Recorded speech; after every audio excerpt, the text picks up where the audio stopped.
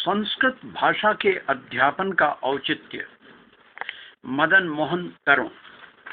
उपयोगिता की दृष्टि से संस्कृत के अध्यापन के औचित्य का प्रश्न उठाया जाता है। इस प्रश्न या शंका का औचित्य है, संस्कृत आज नौकरी या व्यापार या संप्रेषण की भाषा नहीं है, किंतु संस्कृत भारतीय अस्मिता की भाषा है। वह आज भी ज्ञान का विशाल और वैविध्यपूर्ण भंडार है। आज भी उसमें आधुनिक से आधुनिक समाज को देने के लिए ऐसा बहुत कुछ है जो अन्यत्र नहीं है।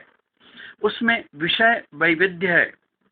एक ओर उसमें यदि कौटिल्य का अर्थशास्त्र है तो दूसरी ओर वात्स्यायन का काम शास्त्र।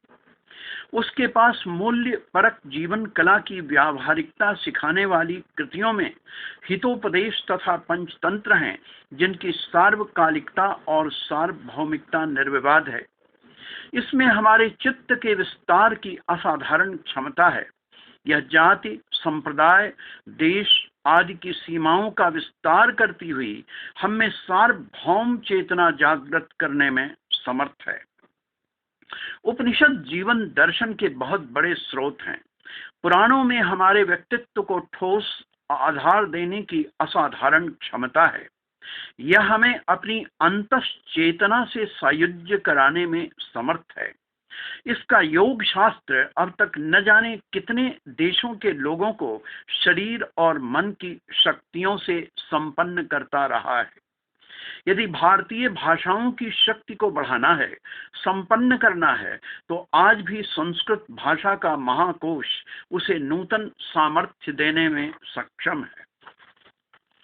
शब्द रचना और शब्द सामर्थ्य के अभियोजन में संस्कृत आज भी हमारी एक महाकार उपलब्धि है।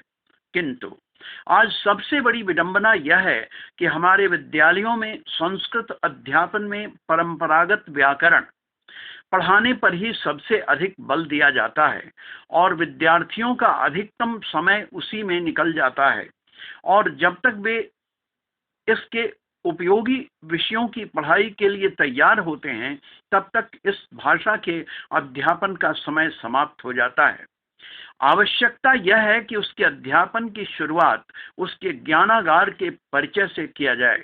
उसके अध्यापन का समारंभ हितोपदेश और पंचतंत्र की रोचक जीवन कला की संबद्ध कृतियों से हो, ताकि वे उनमें उसकी सार्थकता के प्रति गहरी रुचि जगा सकें और आगे भी उसे पढ़ने की उनमें प्रवृत्ति बनी रहे।